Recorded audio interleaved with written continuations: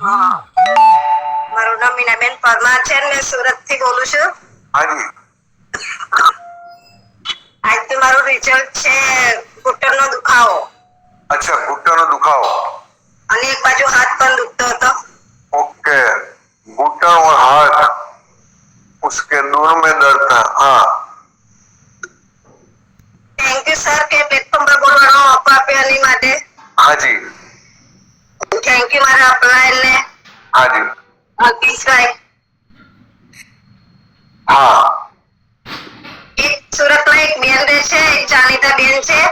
हाँ. એમને ઘૂંટણમાં દુખાવો હતો અને હાથમાં પણ દુખાવો હતો. हाँ.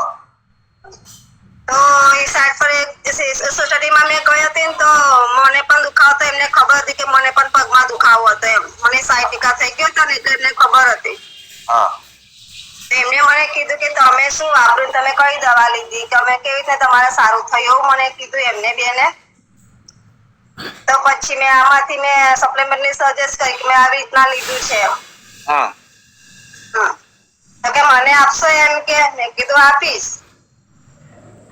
એ સાબુ તો નહીં, સાબુ વાપરતા હતા જ આપણો. हाँ. બીજા કોઈની હાથેથી લેતા હતા. પછી મેં એમને સપ્લિમેન્ટ આપી,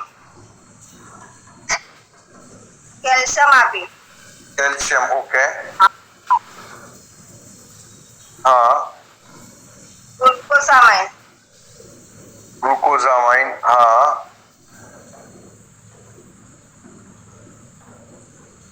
કોલેજન પાઉચ कोलेजन पाउच. हाँ.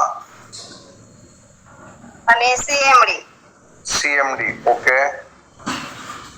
આટલું મેં એમને આપ્યું હતું સર. हाँ. તો કેલ્શિયમ ને ગ્લુકોસામાઇન સવાર સાંજ જમીને કીધું તું લેવા માટે. जमीन एक एक सवार सांझ. ओके. હા, અને કોલેજન પાઉચ એક આંતરા લેવાનું કીધું તું કાચના ગ્લાસમાં ગરમ પાણીમાં. हाँ. અને સીએમડી 1 લીટર પાણીમાં 7 ટીપા નાખીને લેવાનું કીધું હતું. ओके. 7 ड्रॉप पर लीटर. हाँ.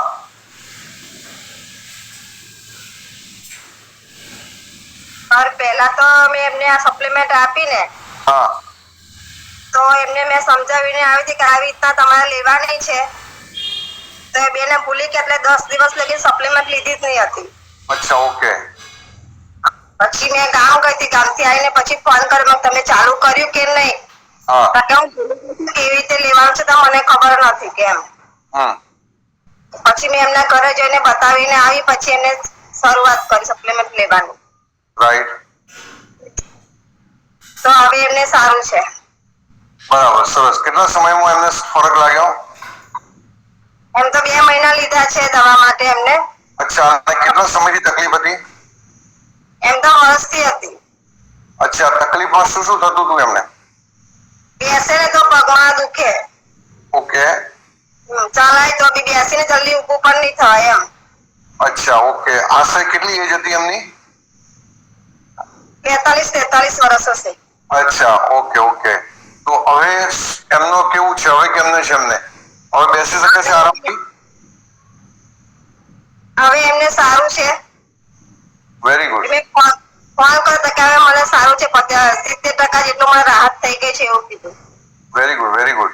ये देखिए, मैं हिंदी में ट्रांसलेट करता हूँ. घुटन दर्द 42-43 की उम्र, राइट, और 1 साल से ज्यादा घुटन दर्द था जो बैठ नहीं सकती थी, राइट. लेकिन मीना बहन, उनको पहले दर्द था, वो महिला को पता था कि मीना बहन को दर्द है, लेकिन मीना बहन ठीक हो गई, राइट. घुटन दर्द वाले चलते हैं तो पता चल जाता है दर्द है कि नहीं है. तो मीना बहन अब ठीक हो गई. तो उन्होंने पूछ लिया कि भाई आप ठीक कैसे हुई? तो मीना बहन ने बताया कि वेस्टेज सप्लीमेंट से, तो बोले मुझे भी दे दो. तो मीना बहन ने ये कैल्शियम, ग्लूकोजामाइन, कोलेजन, सीएमडी जिस तरह लिखा है उस तरह उन्होंने दे दिया. तो आज से 2 महीने में बेहतरीन रिजल्ट आया है. आज उनका भी दर्द बिल्कुल है नहीं और अच्छी तरह से वो भी बैठ सकती है.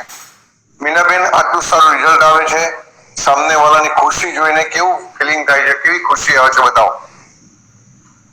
ખુશી તો બહુ સરસ આવે છે ને. તો સારું થાય તો આપણને બી એમ થાય ને કે ભાઈ મેં બી કઈ કોકના માટે કઈ કામ કર્યું છે એવું. રાઈટ. ખૂબ ખૂબ અભિનંદન મીનાબેન કે આપણે જબરજસ્ત રિઝલ્ટ લીધું, જબરજસ્ત શેર કર્યું.